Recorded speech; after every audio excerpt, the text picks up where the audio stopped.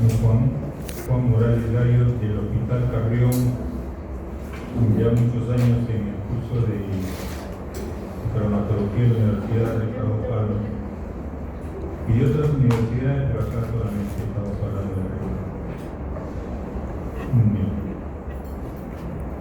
El tema que vamos a hablar ahora se trata de traumatismo de la columna vertebral y pelvis. Este es un tema grande, tedioso, por eso es que he puesto algunos videos para que ustedes al menos le ponen un poco de atención, porque si no sería realmente bastante tedioso.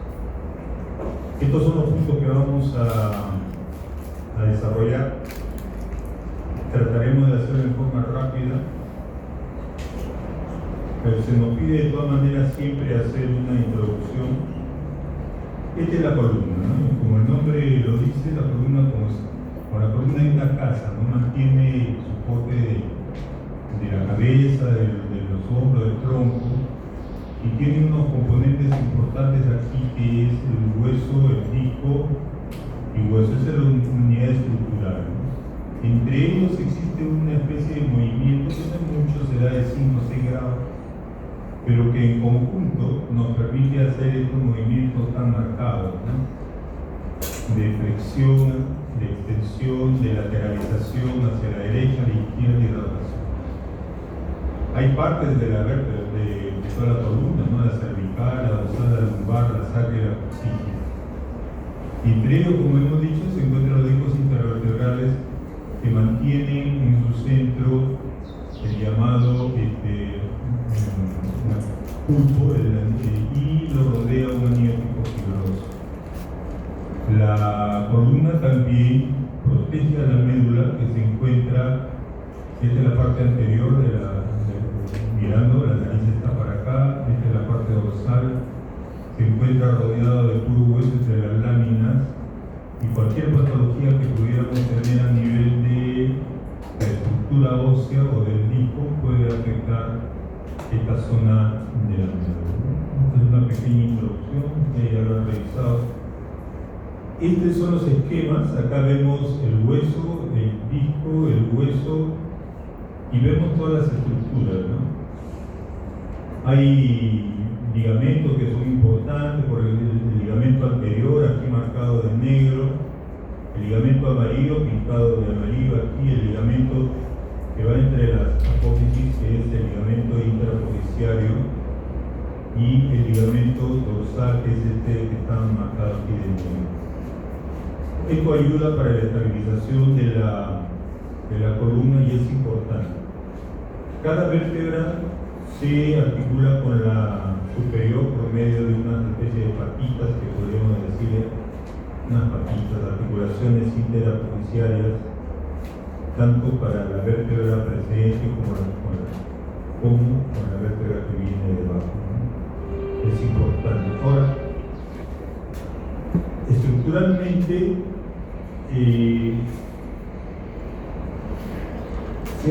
se ha diferenciado esta columna a su vez en 3 secciones o columnas, que las hemos marcado aquí como una. Entonces tenemos la columna anterior, que es esta, conformada por la mitad de la vértebra, la mitad del disco y el ligamento anterior. La parte 2, que vendría a ser la columna media, por la mitad posterior del disco y de la vértebra, y también de un ligamento que se encuentra, que es este de acá. Y la tercera columna, que vendría a ser esta zona, que ya está conformada por el ligamento amarillo, las láminas, las apófisis, el ligamento interapofisiario y el supraespinoso. Este es el ligamento posterior, este es el ligamento superficial. ¿Por qué es importante esto? Porque estos autores, Denis, para ir adelantando la situación, estipulan de que si existe patología de 2 columnas, la lesión se considera inestable. Entonces ya vamos dando un punto sobre la cuestión patológica de la columna. Yo tengo estas 3 columnas, si yo encontrara que solamente la lesión de la columna afecta a esta parte, la 1, o sea, la columna anterior, sigue siendo estable, mientras que si, como en este esquema, está afectada la columna anterior con la columna media, entonces esta lesión vendría a ser inestable. Importante para como hemos visto, la columna soporta la cabeza, el tronco, parte de los órganos internos y permite este tipo de movimientos tan bonitos que hace esta gimnasia. Entonces vamos a tratar ahora lesiones de columna. Vamos a ver con respecto a la lesión de la columna cervical. Las causas más frecuentes son los accidentes de tránsito, las zambulladas. Por decir acá, este chofer ha chocado y se ha ido de cara con el cristal y ha torcido su columna hacia atrás, su cuello hacia atrás y le produce una lesión. Este torce hacia adelante y le produce una lesión también. Y este por un impacto de arma de fuego. Según el mecanismo lesional, las lesiones son por aceleración, desaceleración, o sea que va en aceleración y pronto desacelera, lesiones por extensión, o sea, hacia la extensión de la columna cervical, lesiones por flexión, lesiones por lateroflexión y lesiones combinadas. Visto esto así, no es muy clara la situación. Bueno, pero la vamos a ver en los videos. Me está cargando, ¿no?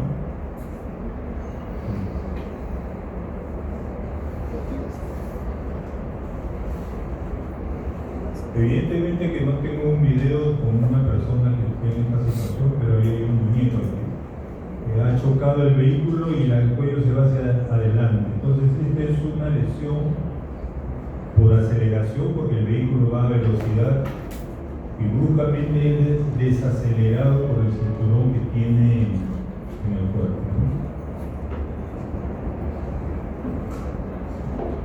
Esta es una lesión por extensión, no se ve, pero como ahora tenemos el VAR, vamos a ver. Él se agarra inmediatamente la cabeza, ¿no? Miren. Este es un arquero que fallece. Miren que su cuello es proyectado hacia atrás, o sea, hace una extensión brusca por su mismo compañero, ¿no? Que lo golpea con la rodilla. Él inmediatamente se agarra su cabeza porque tiene ese problema. Y bueno, según la historia de esto, este arquero falleció cuando era trasladado. Las lesiones por flexión, esa gimnasta que tan graciosamente hacía sus movimientos, vamos a verlo. Ahí bruscamente hace una flexión del cuello, que esta señorita ya terminó su rutina, evidentemente, con la lesión de esta envergadura, pero pudo seguir, no tuvo compromiso de vida, ¿no? Esta es una lesión por anteroflexión, por lateroflexión. No se ve, pero el VAR ahí no va a ver.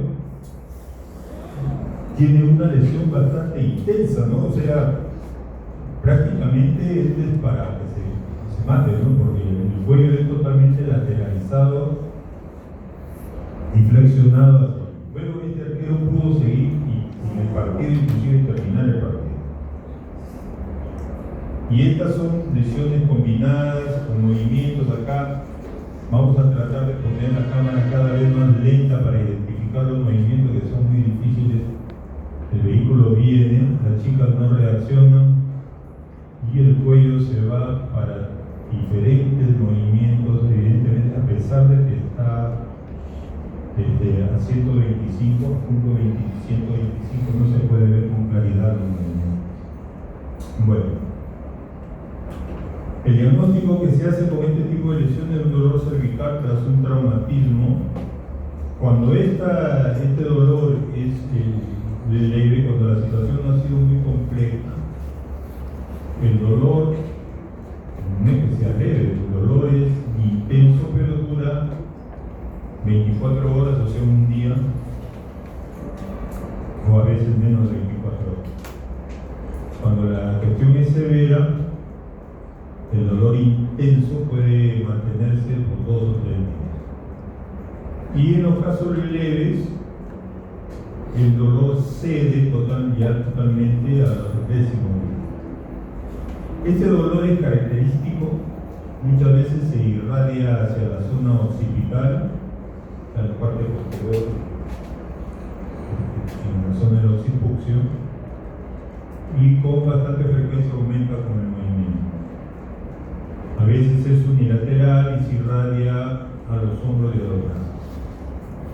Ojo que hay que tener en cuenta que los pacientes a veces los vemos tequeados en emergencia y pueden provenir de una intoxicación etílica, se pueden ver y a veces no lo diagnosticamos a estas lesiones en el cuello, en casos de traumatismo cráneoencefálico o en politraumatizados, que a veces son silentes, ¿no? Y eso es importante. Yo me saco el sombrero con los bomberos peruanos que están bien entrenados, a todos les ponen su collarín. A veces exageran un poco, pero yo digo que más vale pecar por exceso que por defecto. Puede haber una sensación vertiginosa y tinnitus, que es el sonido en el oído. Puede haber disfagia, es decir, que dificultades a tragar los alimentos. Cuando se forma un hematoma retrofaríngeo, acuérdense que la columna cervical está cerca de la zona esofágica. Cuando la vértebra hace hematoma, este aumento de volumen puede presionar la zona del esófago y tener dificultades para tragar y vendría a ser un síntoma de una lesión a ese nivel, ¿no? Cuando no ha sido observado previamente. Bueno, en la exploración clínica hay que ver si existe contractura del esternocleidomastoideo, escaleno, trapecios, dolor al palpar las apófisis espinosas de toda esta columna cervical. En la imagen tenemos las radiografías antero-posterior y lateral, las radiografías transorales que se hacían con cierta frecuencia, o sea, se le pedía al sujeto abrir la boca para ver. Con esta maniobra se podía ver la apófisis odontoides que la lleva la segunda vértebra, como ustedes recordarán.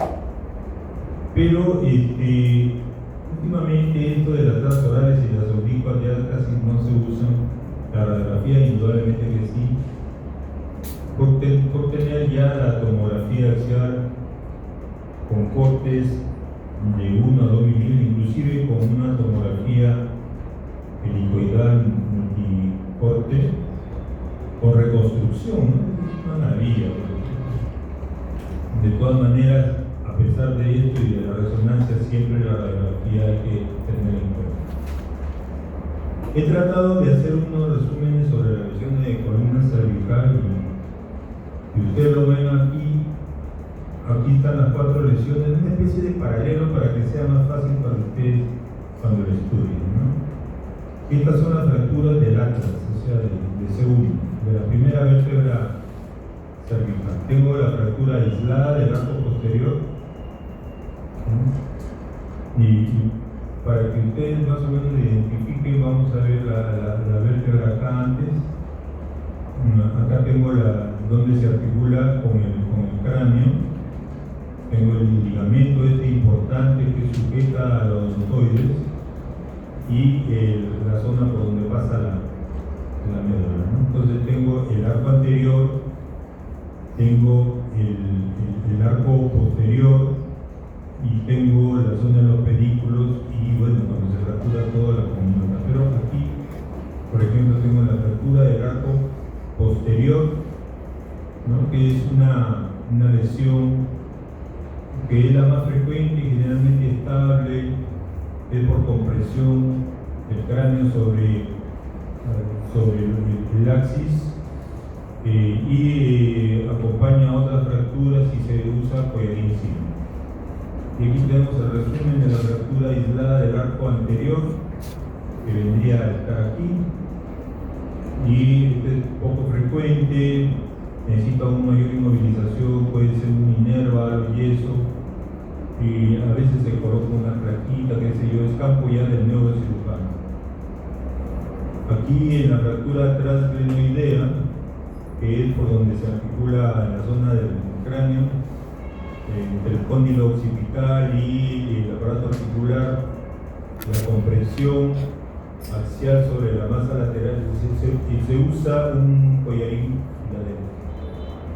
Y la fractura de Jefferson, que es una fractura por estallido, está roto la parte anterior, generalmente son estables, pero si existe lesión de ligamento, ya es peligroso. Aquí, por ejemplo, vemos al odontoides, esta cosita blanca que está aquí, el odontoides. Y si ven esta manchita, media plomita que está acá, porque acá ven negro, pero aquí ven una manchita plomita, es el ligamento transverso. Este ligamento mantiene el odontoides en su sitio para que ésta no se acerque a la zona inicial de la médula espinal, ¿no? Porque por aquí todavía llega algo el bulbo y da nacimiento a la zona. Entonces imagínense que estos odontoides llegue a golpear a esta zona que es medular, puede producir lesiones importantes, inclusive hasta la muerte. Entonces, este sí ya es una cuestión severa, por eso dice así, si la lesión del ligamento transverso, esto es una situación severa y que es quirúrgica. Este ligamento y la odontoide nos permite hacer esta maniobra, de llevar la cabeza de un lado a otro, porque funciona como un pivote, ¿no? Entonces es lo que nos permite hacer esta maniobra. Aquí vemos la fractura de Jefferson, donde hay fractura de todos los elementos, y aquí tengo la fractura del axis, que es la segunda vértebra. Entonces, ya hemos dicho que el axis tiene al odontoides, aquí lo vemos al odontoides, en los tres tipos. Hay dos fracturas importantes, la fractura del odontoides y la fractura de ambos películas, o sea, por donde se articula. Y la fractura odontoides son de tres tipos. Cuando se fractura la puntita, que es una abulsión por el ligamento alar, raramente desplazada. La fractura de tipo 2, que es del 80%, justo en la base del odontoides. Esta es una fractura donde puede haber artrosis o necrosis de esto, este es quirúrgico ya. Y la fractura de tipo 3, que viene por debajo aquí. Y en la fractura de ambos pedículos es la fractura del ahorcado, y puede haber daño neuronal si se desplaza mucho. No sé si hay mucho desplazamiento aquí, la odontoide presiona, puede producir la muerte. En estos esquemas lo vemos mejor, ¿no? La fractura de tipo 1, la fractura de tipo 2, que pasa por la base de la odontoides, es la más frecuente y la que más complicaciones puede tener. Y la de tipo 3, que afecta a la zona del cuerpo, pero que puede pegar con tratamiento de tipo no quirúrgico. Y después de las siguientes vértebras de C3 a C5, que es el 75% de los casos, ya tenemos, ya no por vértebras, sino por la forma en cómo se fracturan. Aquí tenemos el hundimiento anterior,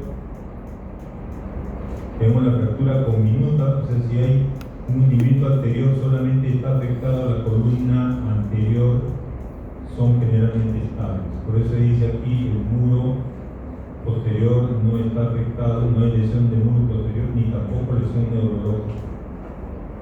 La médula pasa aquí entre la columna media y la columna posterior.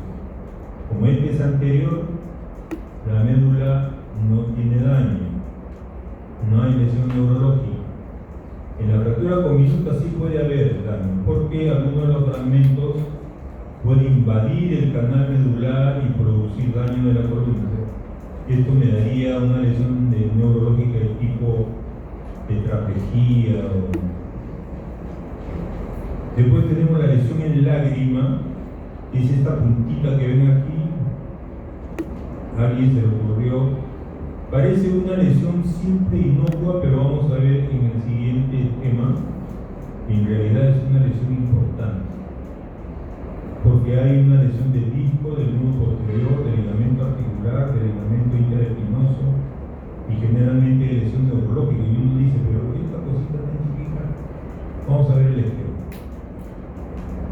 El paleador de arena, o sea, los sujetos que están paleando arena y que pueden fracturar por esfuerzo, por contractura muscular, las apoyos espinosas. No hay lesión neurológica acá, solamente se lesionan las apoyos espinosas por contracción muscular. Y la lesión en libro abierto, que también es importante, se produce por hiperextensión, se abre, se estrecha la parte posterior. Acuérdense que en esta parte está pasando la médula y puede haber compromiso neural. Aquí vamos a ver unos esquemas mejor. Vean acá la lesión en lágrima, ¿no? Aquí vemos el fragmento.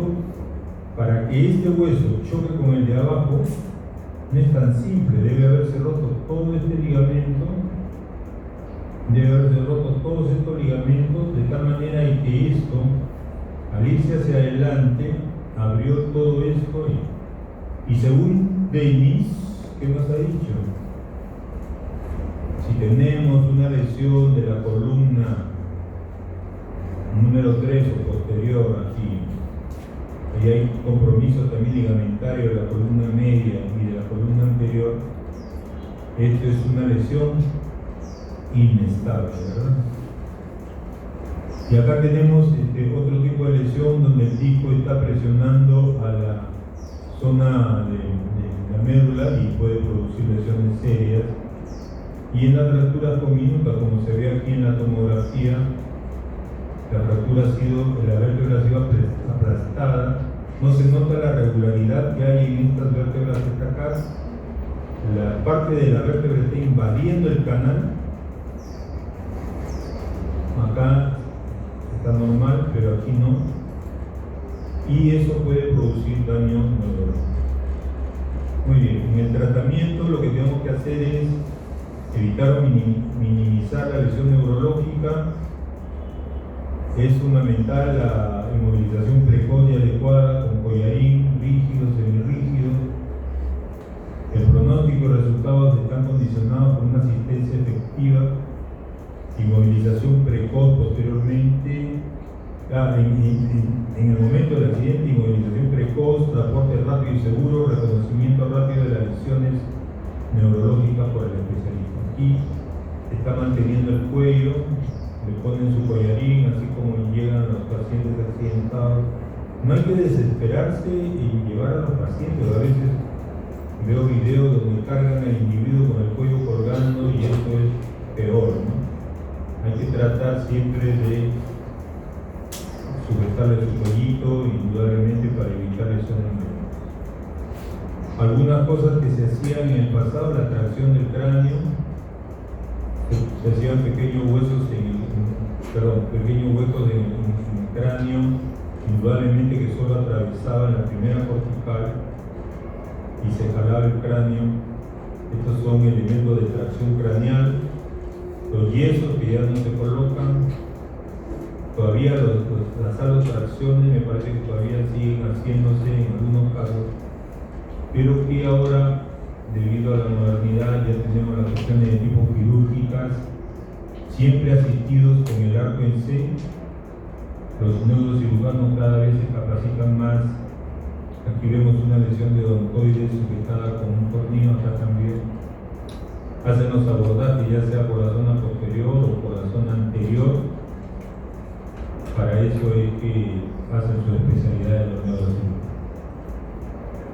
Bien, ahí terminamos el dictado. Vamos a la columna dorsolumbar. Vamos a hablar en todo en conjunto y aquí las tenemos por diferentes factores.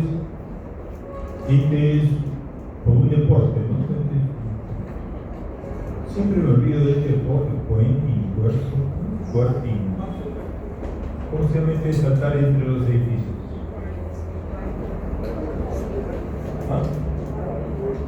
Parkour, ¿no? O parkour. Bueno, esta es una lesión de columna por este joven que le gusta hacer este deporte. Pero generalmente se produce por accidente de tránsito el 45%, caídas por precipitación, por deportes y por actos violentos. Los varones, 4-1. Esto hay que recordarlo porque a veces vienen en examen la carnela dorsolumbar de 12 a L1. Son más frecuentes las lesiones a este nivel, en este intervalo, en estas vértebras, porque es una zona de transición. Acuérdense que la última costilla llega de 12, ¿no? Zona de transición muy vulnerable a la fuerza de rotación. Lesiones frecuentemente inestables aquí a este nivel. En la columna dorsal es el 25%, a pesar de que hay 12 vértebras dorsales, la cantidad de vértebras dorsales, las lesiones que hay en vértebras dorsales no alcanzan a las vértebras que vienen por debajo. Solamente el 25%. Debido a que la caja torácica, o sea, las costillas, proveen estabilidad. Pero eso no ocurre en los ancianos, ojo. En los ancianos la causa más frecuente es por caída y la ubicación es en la lesión dorsal, y esto es por la osteoporosis. O sea, esto que se pone acá arriba, con esto son discordantes. Aquí estamos hablando de forma general y acá estamos de forma específica. ¿Qué sucede en los ancianos? En los ancianos las lesiones más frecuentes son dorsales por osteoporosis. En general las lesiones menos frecuentes son dorsales. Las lesiones lumbares, que son 5 vértebras lumbares, son más frecuentes, a pesar que son 5 solamente y no 12 como la dorsal. Porque las costillas dan estabilidad. Hemos diferenciado la lesión de columna dorsolumbar en dos grupos, en las estables y en las inestables. Vamos a ver. Generalmente el mecanismo de acción es muy parecido, así que solamente vamos a tratar de ver por qué es que a unas se consideran estables y a otras inestables. Y ya tenemos el dato de Dennis, ¿no? Dennis nos está diciendo de que si tenemos dos columnas afectadas, son inestables. Hablando de las estables, la compresión axial, o sea, compresión axial significa que el individuo cae de una altura importante, cae parado, y eso hace una compresión en el eje. La columna posterior interne, esta es la zona de la columna posterior, no ha sido afectada, no hay lesión en las articulaciones de los ligamentos, frecuentes en la región lumbar, produce vértebras bicóncavas, como se ve aquí, los bordes, y la afección neurológica es rara. Vemos aquí solo compromiso de la columna anterior. Por flexión,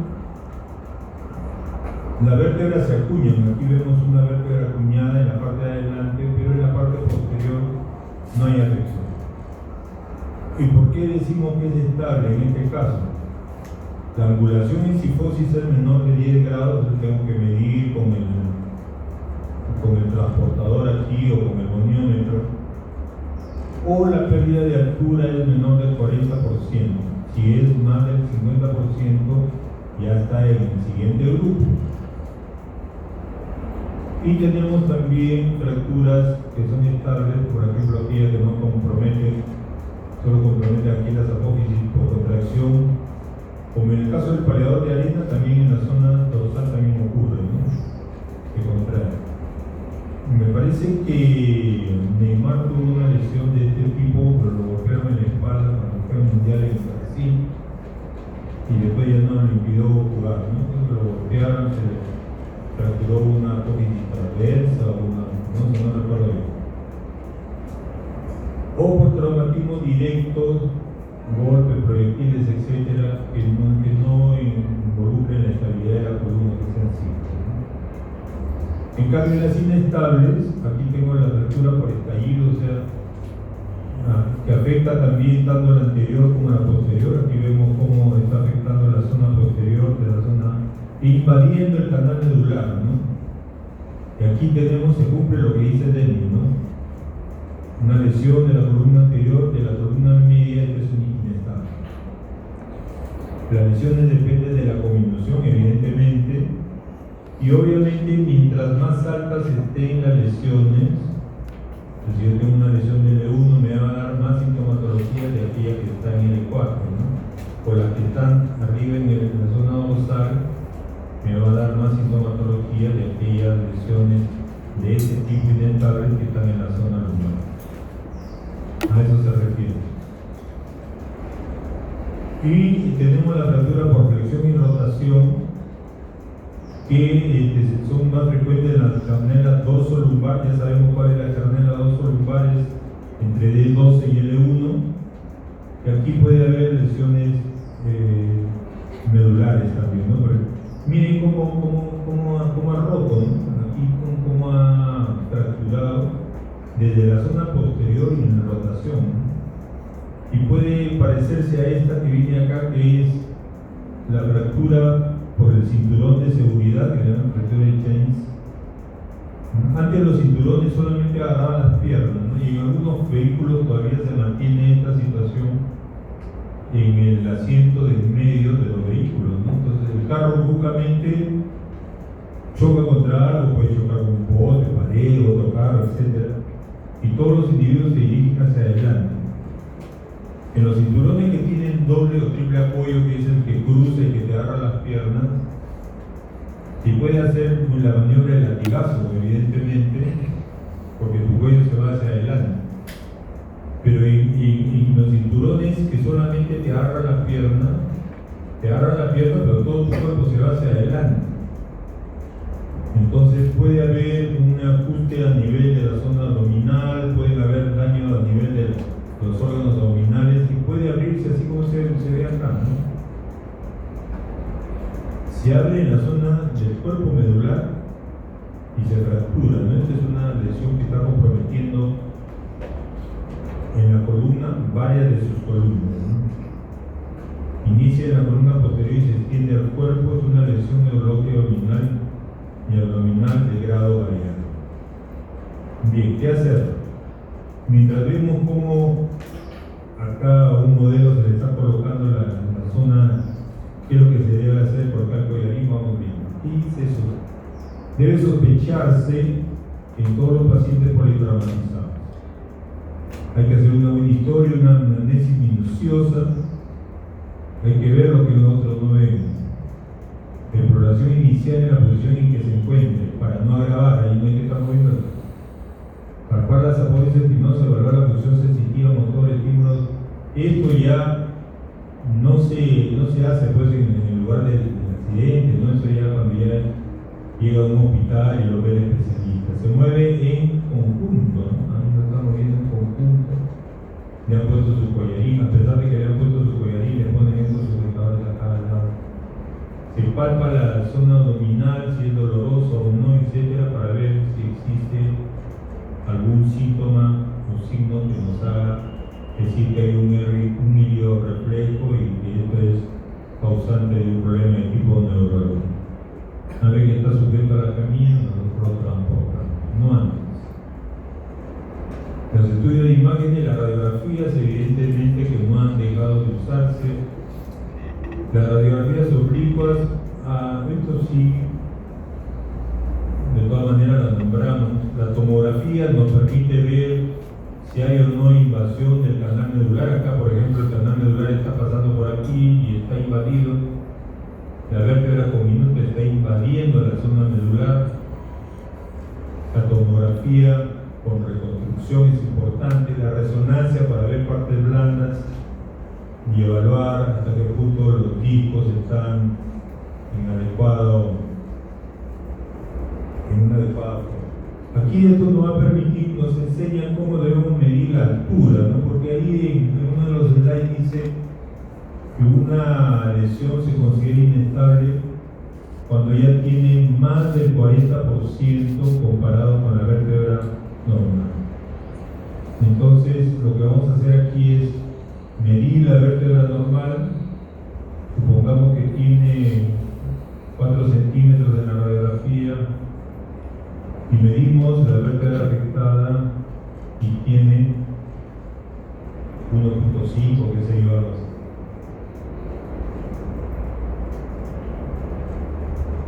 Y hacemos el análisis, ¿no? ¿Cuánto es 1.5 de esta cantidad? Y si está el detrimento de la altura, en este caso son 2.5, está por encima del 50%. Entonces esto vendría a ser una lesión inestable. A eso se refiere la pérdida de altura, que es una cuestión simple por hacer, ¿no? Aquí hay otras imágenes donde vemos que se puede sacar los ángulos como acá. Esto se refiere a medir los ángulos, y si tenemos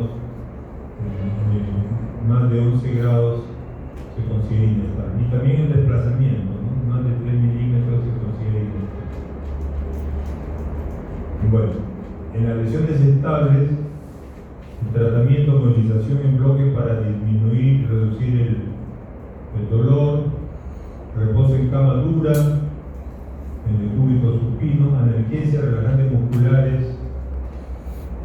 La función intestinal puede verse abolida, así que hay que dar una dieta adecuada, con sueroterapia también.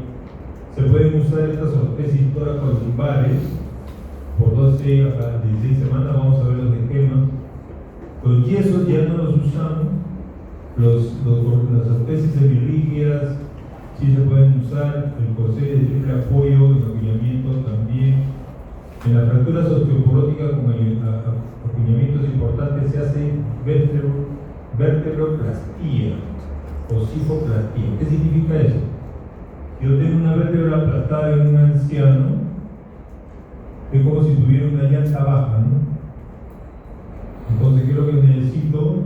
Echarle líquido cuando tengo una llanta baja. En el anciano no le echamos no le echamos aire, le echamos cemento quirúrgico por medio de los aparatos que tenemos, el arco en 6, etc.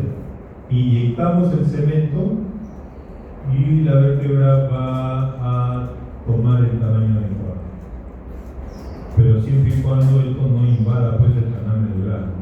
Eso es lo que a eso se llama vertebroplastia. Estas son algunas cosas que se hacían antes. La cama balcánica con el cinturón aquí para mantener la hiperflexión. Así se colocaba un paciente para poner yeso. Yo tuve la oportunidad de colocar. Teníamos que ser 4 traumatólogos o 5, porque esto se tenía que poner rápidamente. El corsé a veces le ajustaba mucho, el paciente se quejaba, teníamos que abrirlo, y a veces el corsé quedaba flojo y se le caía el corsé y era un problema. Pero con estos aparatos ahora nuevos, que son caros pero son más cómodos, evidentemente que no ocurre eso, ¿no? Porque acá tienen unas cintas de velcro acá que se ajustan, y evidentemente que las cuestiones quirúrgicas también. Bien, hay que ver la cuestión de las complicaciones. Los pacientes encamados mucho tiempo, o sea que están mucho tiempo en la cama, pueden producir trombosis venosas profundas. Hay que dar anticoagulación durante el ingreso y al alta, continuarla.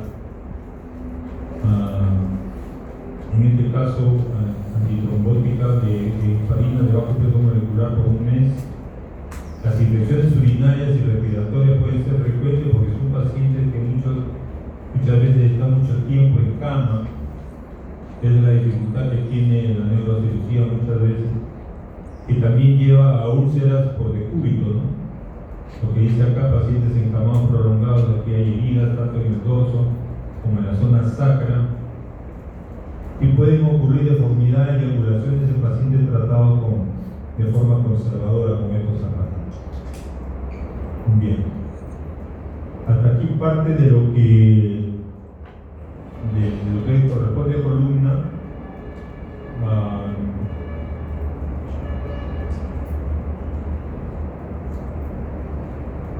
Vamos a ver este video.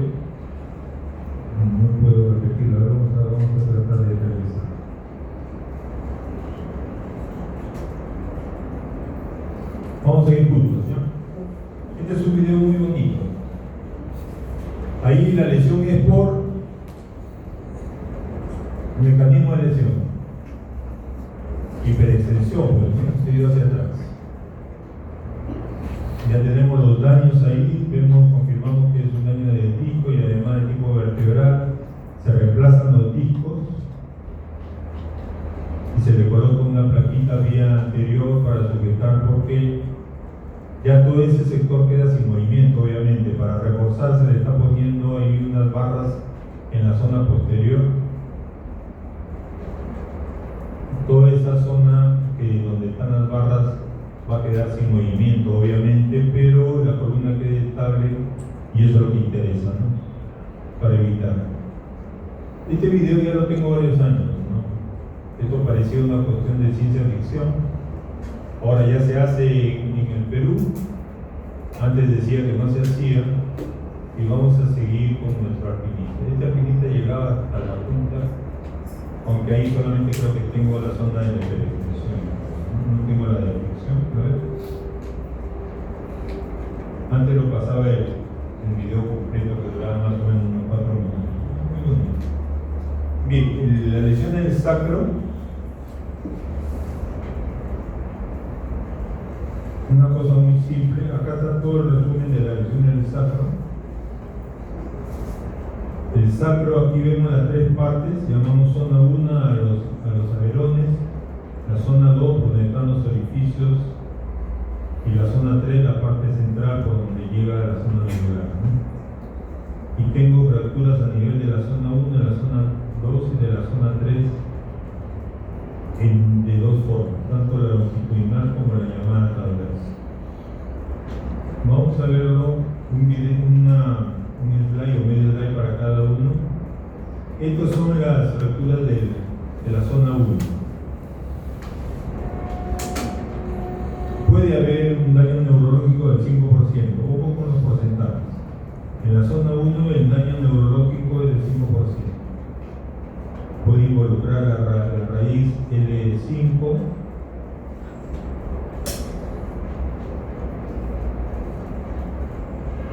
y la zona 2 es la zona por las forámenes. Evidentemente aquí las raíces están saliendo y el daño neurológico es mayor, ¿no? Me dice el déficit neurológico puede ser de hasta el 30%.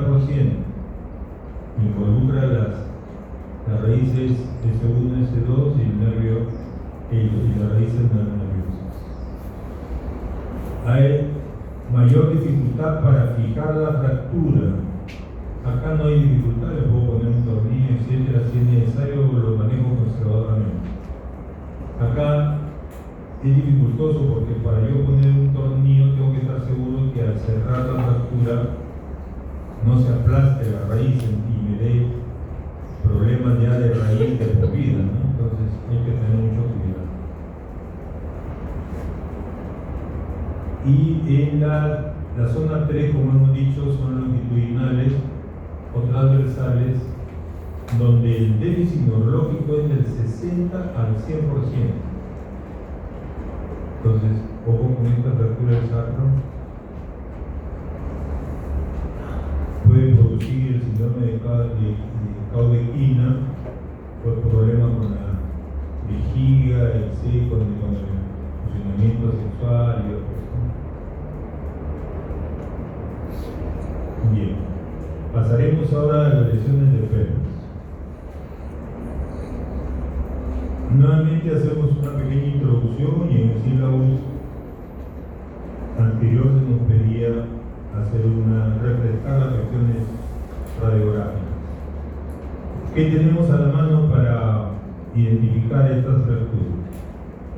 Las proyecciones pélvicas, que son la antero-posterior, siempre las pedimos. Estas radiografías que a veces ya no se piden porque tenemos las tomografías y las resonancias, pero que de todas maneras tenemos que saberlas, porque a veces vamos a trabajar a provincia y no tenemos tomografía, y con esto podemos solucionar en parte lo que tenemos. La proyección pélvica llamada cefálica de 40 grados o de entrada, inlet,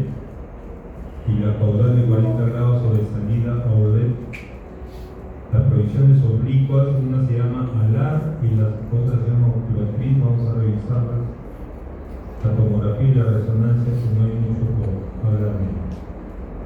Esta es la sombra que vemos cuando vemos una radiografía de pelvis, ¿no? Para poder identificar, vemos los alerones, las articulaciones sacroiliacas, vemos el E5, vemos sacro, el coxis, el cuello, la cabeza femoral, vemos las ramas y vemos la zona del isquio. Esta zona del isquio es donde estamos sentados ahorita, ¿no? Nosotros nos sentamos encima del isquio. Este de aquí y este de aquí es por donde estamos sentados. Acá está el pubis hacia adelante, pero aquí no identificamos quién está adelante o atrás, porque esto es una sombra.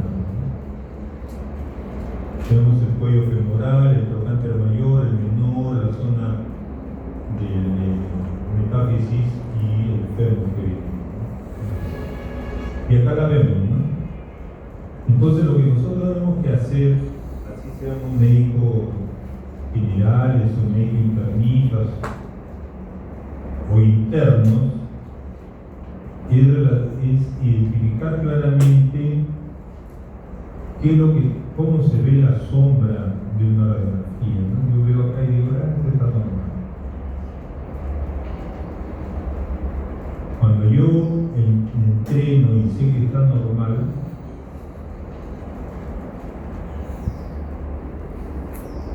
puedo identificar las situaciones que no son normales. Porque si no, ¿cómo ves? Si no tengo entrenamiento de ver una situación y decir que eso es normal, ¿cómo puedo diagnosticar algo que está enfermo? ¿No? Adecuarnos a ver. Tengo a mi mamá y la veo todos los días y veo y de pronto mi mamá se cortó el pelo y ni me di cuenta. No, tengo que estar seguro. Y la mamá se resiente, no te das cuenta que me he cortado mi pelo, me he pintado. Falta observación. Adecuarnos a ver lo que siempre estamos, lo que siempre vemos y identificar las situaciones que salen de lo normal, ¿no? Por ejemplo, acá yo veo esto, veo aquí, miren, en esta imagen de acá digo, ¿hay algo normal? Esta punta la veo acá arriba. Acá veo que la cadenita entra totalmente en el acetábulo y lo he marcado todo con el rojo, pero acá mi cadera entra acá y hay un espacio acá. Ah, no, acá hay algo, pues. De repente no lo sé, pero hay algo. Entonces, la cadera no está en relación ni está en congruencia con el acetábulo, significa que las superficies articulares no tienen congruencia. Esto se llama luxación. Entonces, ¿pero por qué se ha luxado? Este fragmento que está aquí, esto no es normal, que le ha salido un cacho acá con un espolón. No, acá no sale cacho.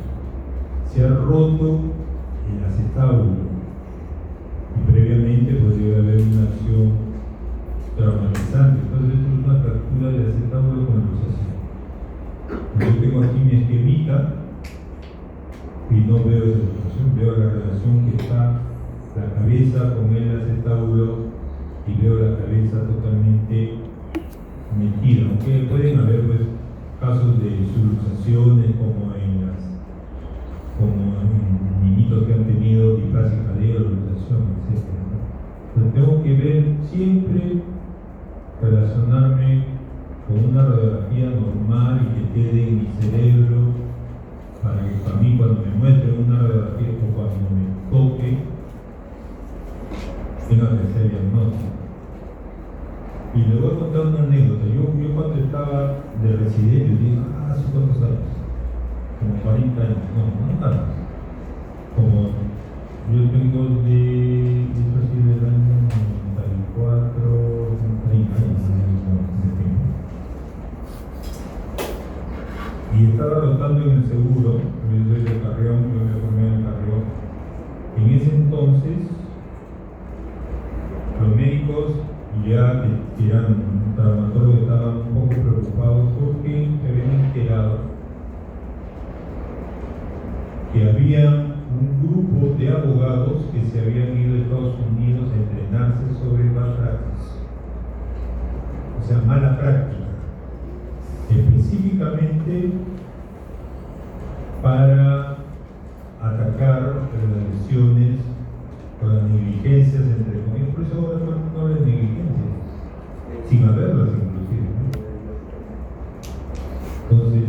vez va a ser más difícil para los médicos equivocarse.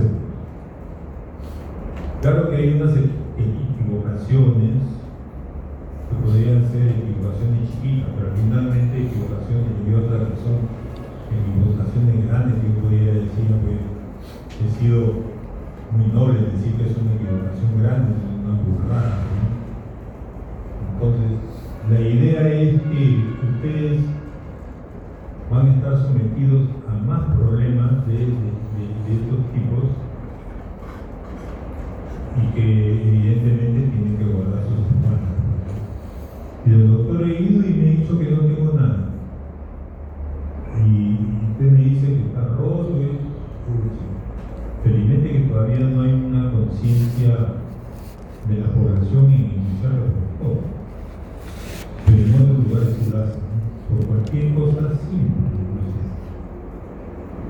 Bueno, entonces relacionarnos con las imágenes normales para identificar las imágenes patológicas.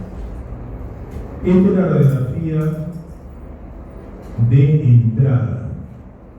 ¿Por qué se llama radiografía de entrada? Porque está entrando en el anillo pélvico. Miren cómo se toma. El foco está cercano a la cabeza, pero hay una angulación de 40 grados y me permite ver el anillo, ¿eh? Se llama también radiografía de entrada o ILE. Y la radiografía de salida del foco está hacia los pies, pero está mirando, o sea, el aparato está hacia los pies con 40 grados de inclinación hacia la pelvis. Ambos tienen 40 grados de inclinación, pero noten que el aparato está en diferente posición. ¿Qué me permite ver? Me permite ver esta carita de murciélago, sus orejas de murciélago, sus ojos, principalmente para ver las acuíleas, que va a ser importante posteriormente para identificar las lesiones de pelvis. Las radiografías oblicuas son la oblicua alar y la obturatriz. Se llama alar porque se ve todo el ala. ¿Y cómo se toma? Siempre el foco en la cadera dañada. Levanta la cadera sana y se toma.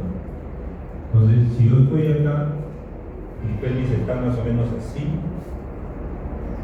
pero si yo me inclino, mi pelvis como que se apuesta y se nota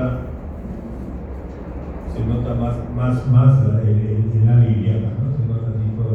Por eso se llama radiografía alar.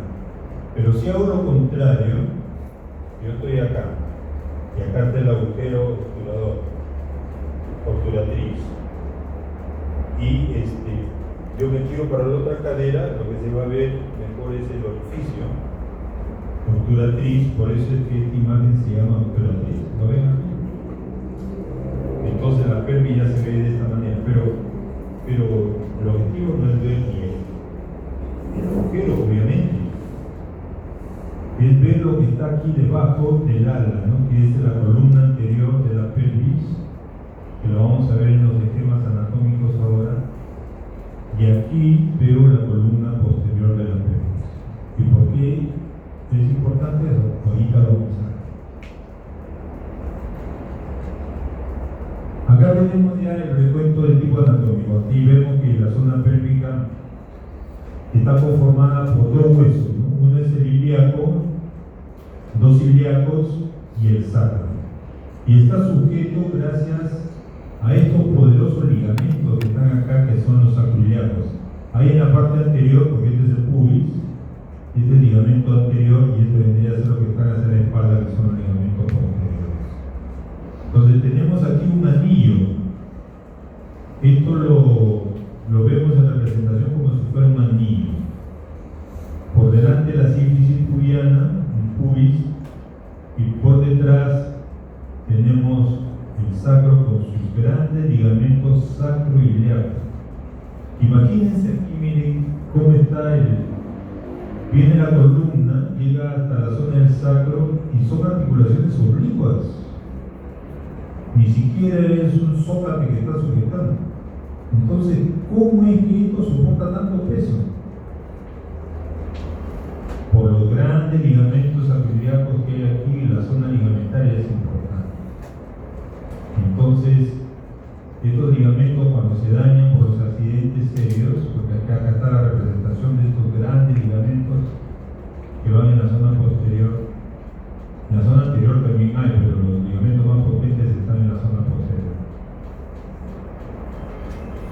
Cuando estos se dañan, hay serios problemas. Aquí vemos ya la representación de un ilíaco, ¿no? En la imagen anterior, no sé si puedo regresar. Se ve que vamos a regresarlo para poder identificar claramente. El acetábulo yo lo represento como un dado, y después le voy a decir, tiene un techo, tiene una pared anterior, una pared posterior y un fondo. Esta parte de aquí está vacía porque permite entrar la cabeza femoral y el piso está el ligamento transverso. Pero necesito esta imagen acá porque la pelvis es una Y invertida donde está metido esta semiesfera que le llamamos acetábulo. Y aquí vamos a verlo, ahorita ya está desarrollando, me parece que va a desarrollar. Es una Y invertida. Estas son sus columnas, la columna anterior y la columna posterior, y dentro de esto está el acetábulo. Aquí lo vemos. Este es el acetábulo, y esta fobia es para el ligamento redondo. Aquí está la columna anterior, esta es la columna posterior, este es el isquion, esta es la zona del pubis, para que se ubique. Esta es la zona posterior donde nos estamos sentaditos, es aquí es la zona de adelante, columna anterior, columna posterior. Pero el acetábulo tiene pues un techito, como es una esfera, y yo lo voy a convertir en un cubo. Tiene un techo que vendría a ser esto.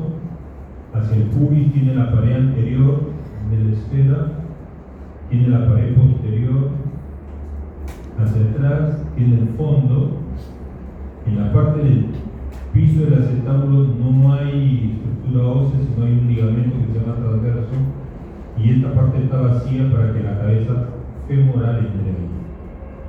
Entonces es una Y invertida y ahí tenemos las columnas. Esta es la imagen radiográfica. Perdón, yo tengo una imagen adelantada. Acá vemos la imagen de la pelvis, que tiene que acostumbrarse a verla. ¿Y qué estructuras podemos ver aquí, ¿no? Acá vemos la cabeza femoral, el acetábulo, etc. Vamos a ver. Esta de María es la línea y se llama iliopectinea, línea iliopectinea. Esta de acá que va de ilio también, pero va hacia la zona de líquido, se llama línea ilio-isquiática. Acá vamos a ver en el otro lado una imagen que parece una lágrima. Aquí ya está tapada por la línea, pero se ve aquí. Aquí parece una lágrima, ¿no ven? Y acá sí es como una lágrima, y eso es justamente, así se llama, imagen en lágrima. Nos permite saber qué es el fondo del acetábulo, porque a veces cuando operamos en la prótesis principalmente no sabemos dónde poner la prótesis, pero esta línea no se pierde, ya sabemos dónde tenemos que colocar la altura de la prótesis. Este es el techo. Por acá vienen las fuerzas, todo el peso se distribuye en el ilíaco y viene al techo para distribuirse en el fémur hacia la zona de la rodilla. En la traumatología hay mucha biomecánica, es una especialidad que tiene bastante biomecánica. Si ustedes se dan cuenta, aquí se nota diferentes tonalidades. Aquí hay una especie de raya que me identifica que yo tengo el labio de tipo anterior, y si se dan cuenta acá hay un plomo y acá hay un poquito más blanco. Aquí esto vendría a ser el labio posterior, y ya son cuestiones ya de aquí por ejemplo se nota clarito el labio posterior, ¿no? Y esta imagen de aquí, esta rayita que está aquí, las dos tonalidades diferentes, el labio posterior del acetábulo. Entonces cualquier cosa que yo vea aquí, diría hay daño en ese nivel.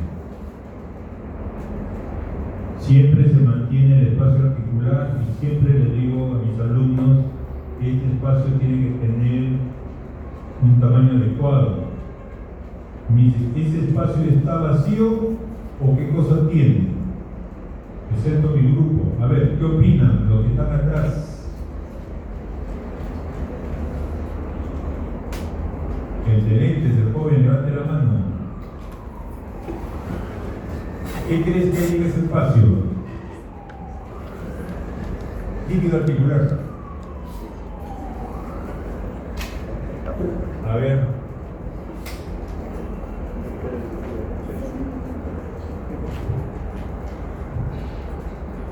¿Qué hay en este espacio?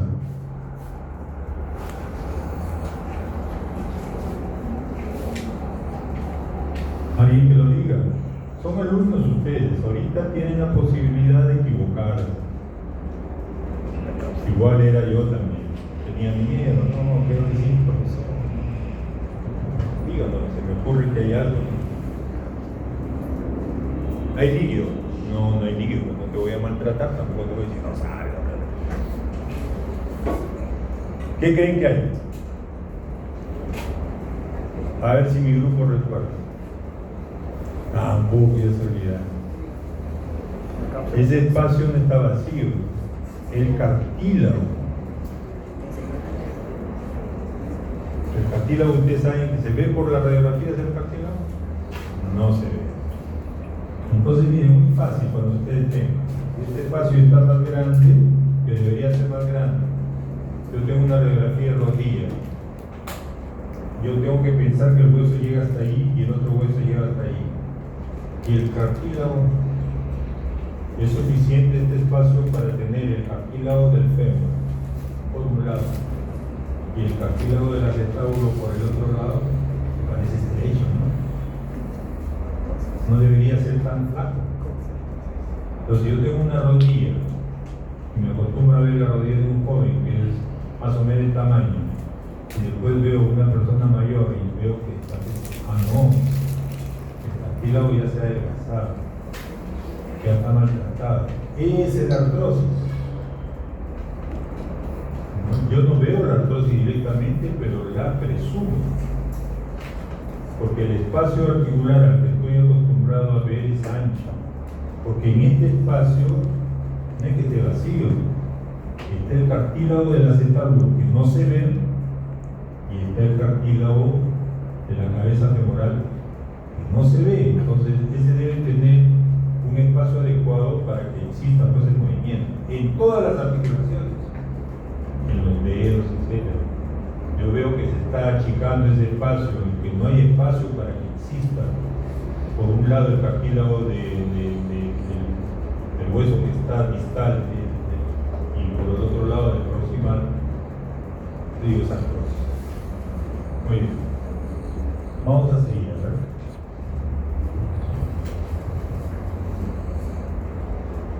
Bien, ahora vamos a ver las lesiones de... ¿Quién tiene la culpa en este caso? Se vino a ser así. Eso es lo que digo, ¿vieron o no vieron? ¿Quién tuvo la culpa?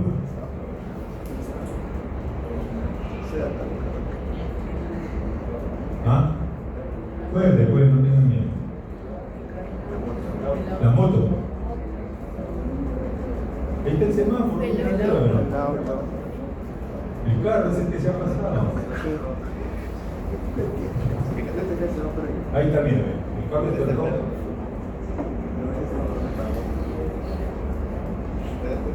La moto viene acá. De repente estaba mirando o se distrae. Vamos a ver ahora la fractura de la seta. La frecuencia es del 5% de todas las fracturas, pero la mortalidad puede llegar hasta el 20%. Son lesiones de alta energía. Las causas: traumatismo directo en la región trocantérica o carga axial. O sea, carga axial significa que carga sobre el eje caído del cúdice. o puede ser indirecta también, o sea, la fuerza llega a los pies y se transmite del pie a la rodilla, al fémur, y rompe hacia la zona de arriba de la cabeza femoral, rompe el acetabular. El patrón de fractura depende del vector. Miren, aquí el fémur está adoptando diferentes posturas, ¿no? Y dependiendo de la postura en que esté la cabeza del fémur, tenemos aquí las fracturas. Una cosa es que yo estoy en el vehículo sentado, como nos sentamos los varones, así en abducción, y la fuerza choca, golpea mi rodilla con el panel, y la fuerza se transmite hasta el fondo y me da un tipo de fractura. Generalmente, acuérdense que la medicina no es como la matemática, no es ciencia exacta. Y otra cosa es que yo tenga las piernas una sobre la otra y estén aductas, y el vector entra en la rodilla y se produce la fractura. Eso es lo que nos dice aquí en el cuadrito, ¿no? Si existe una rotación externa del fémur, puede haber fractura de la columna anterior y de la pared anterior. Si existe una rotación interna del fémur, si está aquí rotado hacia adentro, en el otro estaba rotado hacia afuera, existe la posibilidad de esta lesión, columna posterior, pared posterior y luxación. Si hay una aducción, puede haber una fractura del fondo acetabular de la zona superior, y si hay una reducción del fondo acetabular de la zona inferior. Este es el cuadrito que vamos a más simple sobre la fractura del acetábulo. Existen un montón de clasificaciones en traumatología, a veces existen 10, 15. El motivo no es ver las clasificaciones, sino ver lo más simple, indudablemente para ustedes, ¿no? Estas son las fracturas simples. Acá se ha roto la pared posterior, la zona del líquido en pared posterior. Acá tengo una fractura de toda la columna. Acá la pared anterior, acá tengo la columna anterior y una fractura transversal de la fractura de la columna posterior. Bien asociadas hay dobles, ¿no? Por ejemplo, acá se ha roto tanto la pared posterior como la columna, etcétera, etcétera. Esto lo vamos a ver en un videito mejor, creo. Aquí tenemos la fractura de la pared posterior. Acá tengo la fractura de la columna posterior, la pared anterior, la zona relacionada con el pubis, como he dicho, y de su columna también, ¿no? Esta es una fractura simple, ¿no? Es una sola sobre. Y la fractura transversa. Y en las fracturas complejas asociadas tengo tanto del labio o una fractura de la columna como de la pared. El labio también se llama esto. Tengo acá una transversa con la fractura también de la pared posterior. Son asociaciones, ¿no? Tengo una en forma de T, un patrón de T. Tengo la columna anterior con una hemitransversa, no llega a ser totalmente transversa. Y tengo una de ambas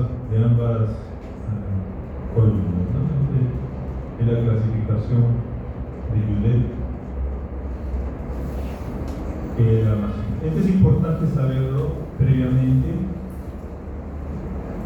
Este ángulo de Mata que generalmente ya no se usa mucho en la traumatología, pero que a veces le hacen referencia, nos trata de identificar quiénes vendrían a ser las fracturas para tratamiento de tipo no quirúrgico y aquellas fracturas que vendrían a ser quirúrgicas, ¿no?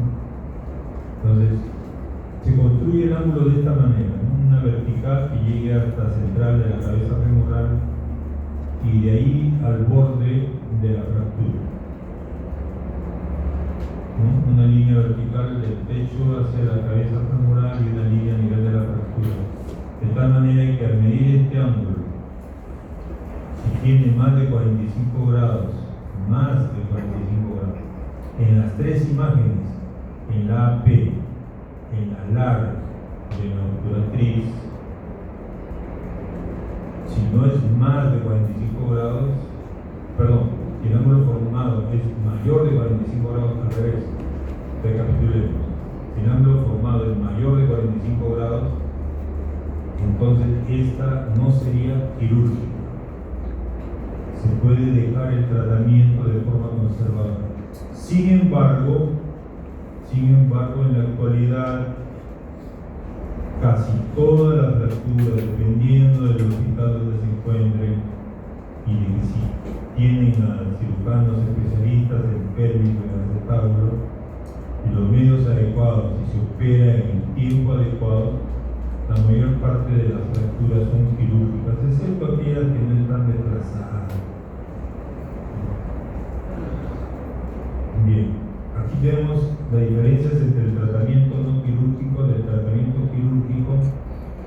Si el desplazamiento es menor de 2 milímetros, no hacemos cirugía.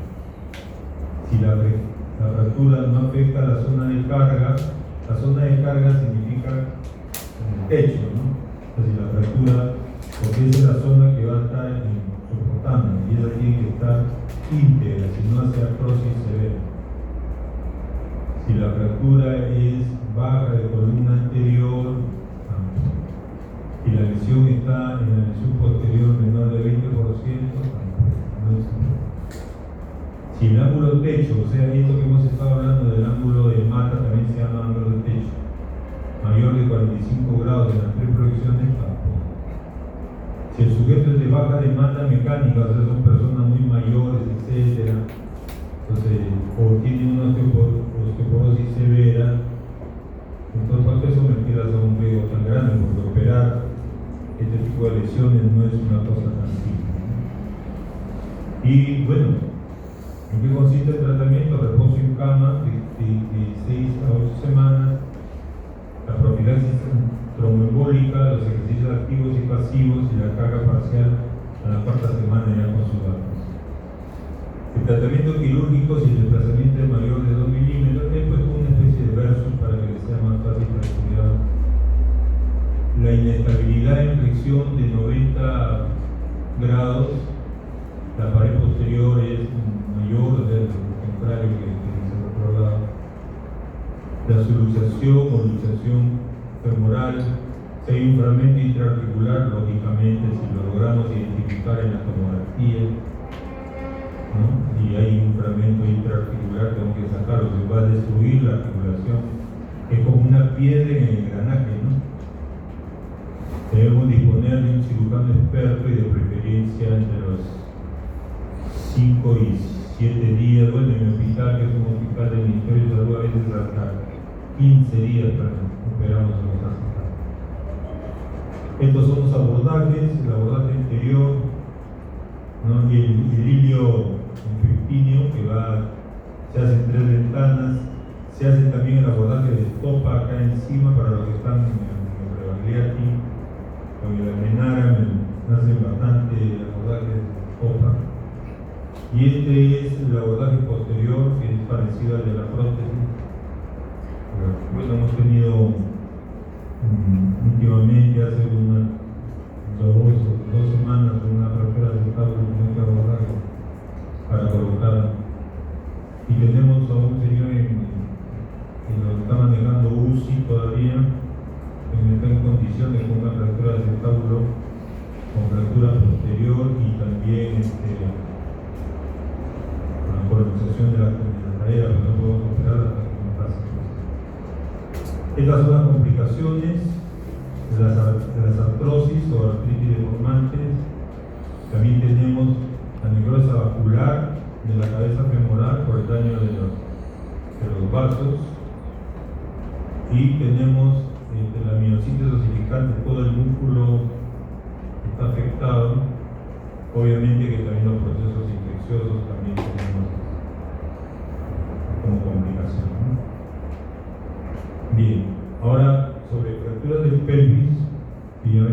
ser el último de los temas.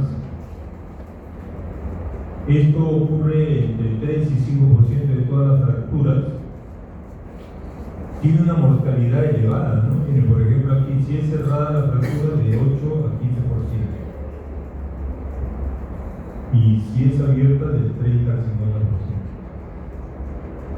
Aquí vemos diferentes causas, ¿no? Aquí vemos las causas son por accidente de tránsito, por la moto, y por caídas simples, ¿no? Por ejemplo, acá sí se ve de un adulto que está cruzando inadecuadamente la pista, ¿no? Este señor está adelantando a él, este no lo ve, este frena, pero el otro no lo ve.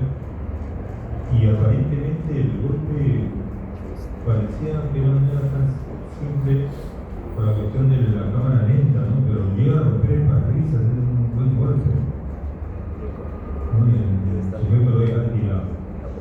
Y acá vemos algunas de las acciones ya en personas mayores por actos triviales, ¿no? Por decir, este señor que está jugando con el nieto, cae sobre la cadera, la abuelita que quiere treparse ahí jugando con la nieta, cae sobre la cadera, y esta señora que le gusta el baile pero que no se sujetó bien, cae sobre la cadera y se fractura. Cuestiones ya de baja energía pero que producen fracturas.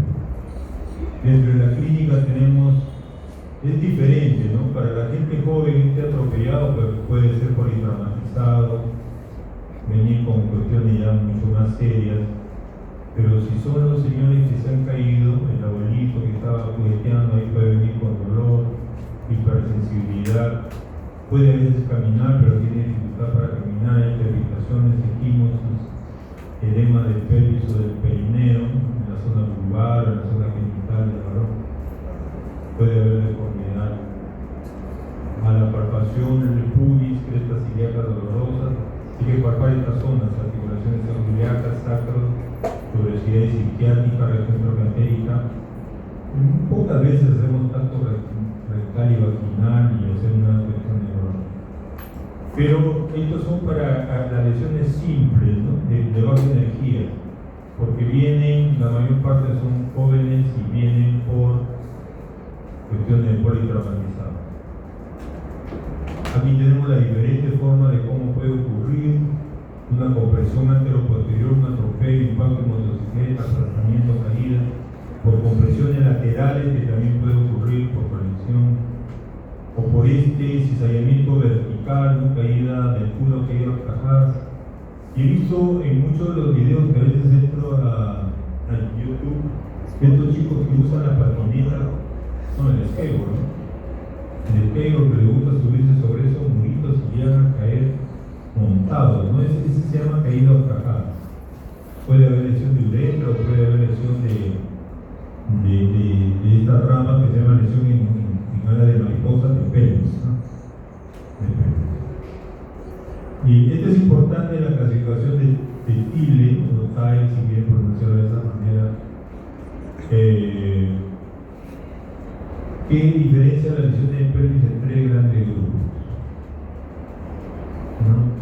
En la lesión del tipo A, donde no hay compromiso del anillo pélvico. Noten aquí que el anillo pélvico está indemne. Hay lesión del sacro, que es de otro tipo de manejo. Hay lesión de una de las ramas, que es inocuo, y hay abulsión, por ejemplo, acá del espina ilíaca anterior superior. No está implicado el anillo. Y acá están las subdivisiones de este tipo. En el tipo B es estable vertical pero inestable rotacional.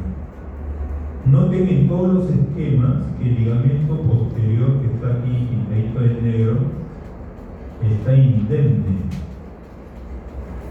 a diferencia del siguiente grupo donde está roto.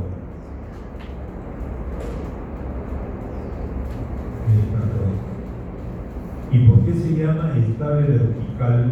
Porque este ligamento impide que haya movimiento hacia arriba. Pero no, al romperse los ligamentos sacroiliacos anteriores o hay fracturas de ese tipo, la pelvis se puede abrir como un libro, por libro abierto, principalmente la B1 y la B3, y la B2 vendría a ser por compresión lateral. Pero el anillo está afectado aquí. Y en la de tipo C, no solamente están rotos, hay inestabilidad rotacional, ligamentos anteriores, sino también el posterior. Esto es malo.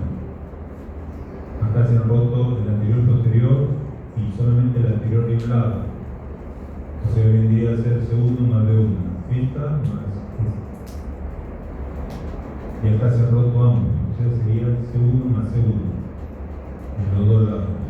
Como dice acá, C1 más C1. Entonces, para explicarle claramente, a ver, y ustedes lo pueden entender más fácil. Y hemos dicho que en las lesiones de tipo A no hay problema del anillo pélvico. Hagan de cuenta que esta es la pelvis. Acá está la zona posterior, que es el sacro, con los grandes ligamentos sacroiliacos. Y acá está la sífisis cubriana. Entonces, aquí los ligamentos sacroiliacos anteriores, vamos a ver cómo se comportan las lesiones de tipo B. Las lesiones de tipo B se rompe acá adelante, la sífisis se abre un poco, pero se rompen los ligamentos sacroiliacos anteriores, lo cual permite que el líbero se abra para un lado, que ese vendría a ser B1, este de acá. Pero atrás están los grandes ligamentos sacroiliacos posteriores que hemos dicho que proveen estabilidad de la pelvis en la zona posterior por encima del 60%, algunos dicen 60%. Entonces se abre, pero no hay inestabilidad vertical porque estos ligamentos son poderosos. O sea, no hay este vaivén. Se abre. Inestabilidad horizontal o inestabilidad rotacional. En el otro caso, en B2, la compresión ha sido lateral y lo ha aplastado y lo ha metido.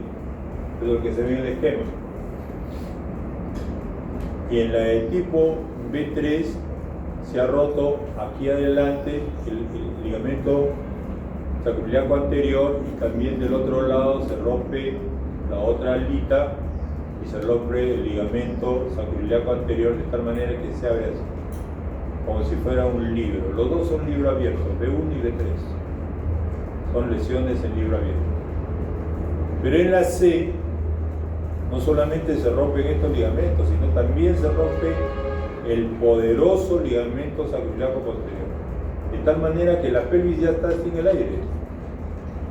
Entonces tiene inestabilidad horizontal o rotacional, se abre, pero también como no está sujeto, tiene inestabilidad de tipo vertical. Eso es lo que dice acá. Inestable vertical y rotacional. Y acá vemos a C1, que es de un solo lado. Vemos a C1 una combinación con B1 porque acá el ligamento de este lado no se ha roto, pero en este lado de acá sí vemos tanto el ligamento sacroiliaco anterior como el posterior rotos, y acá también el anterior como el posterior. Una lesión muy seria, ¿no? O sea, imagínense si este paciente no cura bien, el peso viene en la columna y la pierna se va para arriba. No hay quien lo sujete. Pero tiene una estabilidad de tipo vertical, o sea, tenemos que hacer algo aquí en este, ¿no? Para que la pelvis, el peso que viene acá, que se distribuye por las pelvis y que va hacia la cabeza femoral y el fémur, ¿dónde sujeta aquí? Entonces esta pierna que se va a ir hasta acá arriba, no hay quien lo sujete. Piso y se me va la pelvis para arriba porque esto no tiene sujeto. Entonces los procedimientos quirúrgicos que vamos a ver son los que van a tratar de solucionar este problema.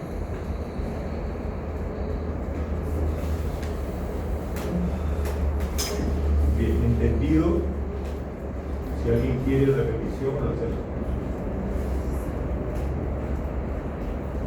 Bien, este es el tratamiento con respecto a la fractura de tipo A.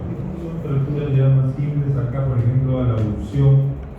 Aquí se inserta en el espinal anterior sartorio, tiene una contracción brusca, ha arrancado un pedazo de hueso y se le está poniendo en tornillo. Acá hay una fractura de las ramas, muy frecuente en la